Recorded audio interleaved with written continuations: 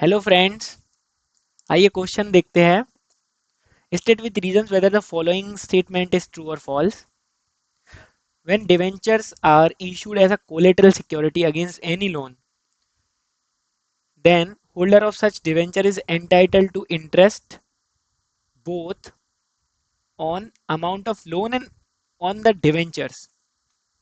तो देखिए ये कह रहे हैं कि जब भी कोलेटरल सिक्योरिटी के रूप में डिवेंचर्स इशू किए जाते हैं अगेंस्ट एनी लोन, राइट, तो वहां पर जो लेंडर होता है और जो होल्डर होता है, होल्डर ऑफ डिवेंचर्स, राइट, वो एंटाइटल होता है, उसको मतलब राइट होता है interest on the amount of loan, यानी जो उसने लोन अमाउंट दी है वो उस पर, और जो डिवेंचर्स हैं उस पर। देखिए ऐसा कभी भी नहीं होता है, क्योंकि आप खुद सोचिए, कोई दो दो बार सेम अमाउंट पे इंटरेस्ट क्यों देगा, राइट। और वैसे भी जो डिवेंचर्स इशू हुए हैं वो एज अ कोलेटरल सिक्योरिटी हुए हैं, राइट। तो कोलेटरल सिक्योरिटी जब भी हम डिवेंचर्स को इशू करेंगे तो उस पे कोई भी इंटरेस्ट कैलकुलेट नहीं होगा। जो इंटरेस्ट कैलकुलेट होगा वो सिर्फ लोन अमाउंट पर होगा, जितना भी आपका लोन अमाउंट है उस पर कैलकुलेट होगा। तो इसलिए इसका आंसर फ्रेम करते हैं, राइट। ये क्वेश्चन कंफ्यूज करने के लिए है बस। दिस स्टेटमेंट, कंफ्यूज भी क्या होना है इसमें, बहुत इजी है वैसे तो। Statement is false. और इसका रीजन कैसे लिखेंगे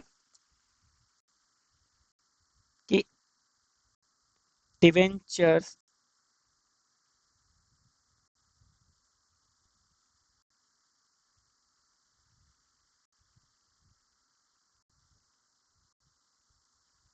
debenture holder is only entitled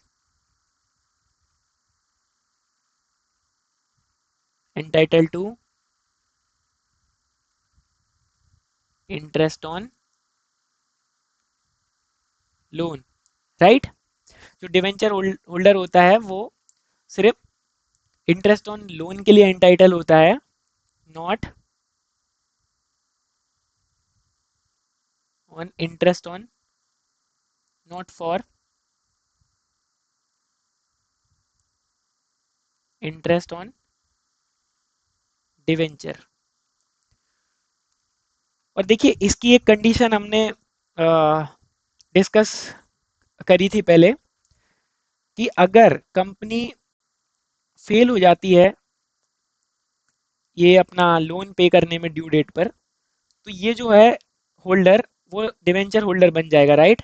और फिर जो डिवेंचर्स की वैल्यू होगी उस पर उसका फेस वैल्यू पर उसका इंटरेस्ट कैलकुलेट होगा। लेकिन तब तक वो सिर्फ लोन अमाउंट जो है उस पर ही इंटरेस्ट कैलकुलेट होगा, राइट। Okay, thank you.